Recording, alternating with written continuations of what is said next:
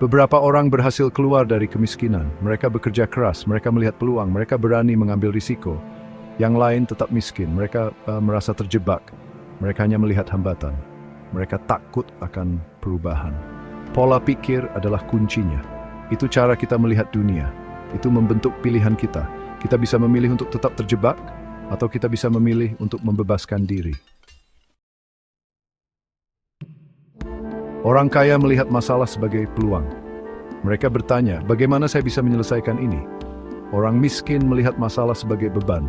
Mereka merasa kewalahan dan menyerah. Perbedaan pola pikir ini menyebabkan tindakan yang berbeda, menciptakan hasil yang berbeda. Dengan mengubah pola pikir kita, kita bisa mengubah kenyataan kita. Kita bisa mencapai apa saja. Pendidikan di rumah berperan penting. Anak-anak dari keluarga kaya belajar tentang uang. Mereka melihat orang tua mereka berinvestasi dan menabung. Anak-anak dari keluarga miskin seringkali tidak. Mereka mungkin tidak belajar tentang anggaran atau utang. Kurangnya literasi keuangan ini dapat menghambat mereka. Tapi itu tidak harus menentukan mereka. Pendidikan adalah kuncinya. Kita bisa belajar tentang uang di usia berapapun.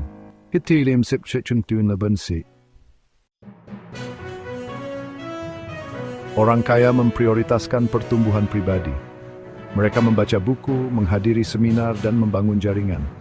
Mereka menghargai waktu dan kesehatan mereka. Mereka berolahraga, makan dengan baik, dan tidur yang cukup. Orang miskin mungkin fokus pada bertahan hidup. Mereka mungkin bekerja beberapa pekerjaan dan memiliki sedikit waktu luang. Mereka mungkin tidak memprioritaskan kesehatan atau pertumbuhan pribadi. Ini bisa menciptakan siklus kesulitan. Bagian 5, soal uang. Pendekatan berbeda, hasil berbeda. Orang kaya mengelola uang secara berbeda. Mereka menabung, berinvestasi, dan membuat anggaran dengan cermat. Mereka memahami kekuatan bunga berbunga. Mereka membuat uang mereka bekerja untuk mereka.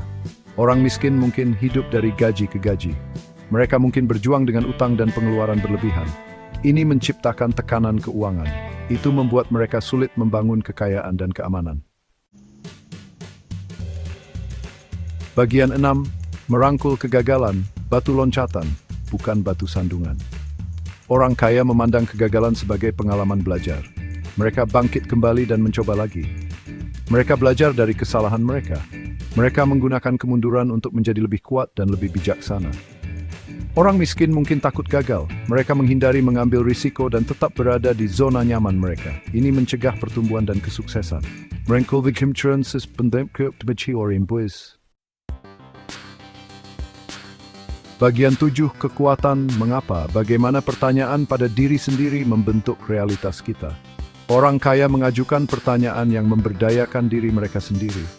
Apa yang bisa saya pelajari dari ini? Bagaimana saya bisa meningkatkan? Pertanyaan-pertanyaan ini mengarah pada perubahan positif.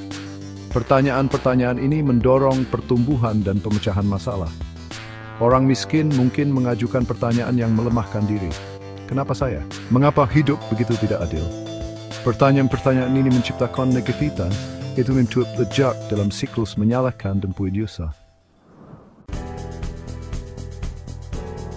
Bagian 8, pola pikir kelimpahan, mengubah perspektif, mengubah hidup. Pola pikir kelimpahan sangat penting untuk kekayaan. Itu adalah keyakinan bahwa ada cukup untuk semua orang. Itu adalah melihat peluang, bukan batasan. Itu adalah cara untuk menarik kekayaan dan kesuksesan. Pola pikir kelangkaan menghambat kita. Itu adalah keyakinan bahwa tidak ada cukup untuk semua orang. Ini menciptakan ketakutan dan negativitas. Itu membuat kita tidak mencapai potensi penuh kita. Bagian 9, kata penutup. Perjalanan menuju kebebasan finansial dimulai dari dalam. Kita semua memiliki kekuatan untuk mengubah pola pikir kita. Kita dapat memilih untuk melihat kemungkinan, bukan batasan. Kita dapat belajar dari kesalahan kita dan merangkul kegagalan. Kita dapat menciptakan kehidupan yang berkelimpahan. Itu dimulai dari pikiran kita. Itu dimulai dari keyakinan kita. Perjalanan menuju kebebasan finansial dimulai dari dalam.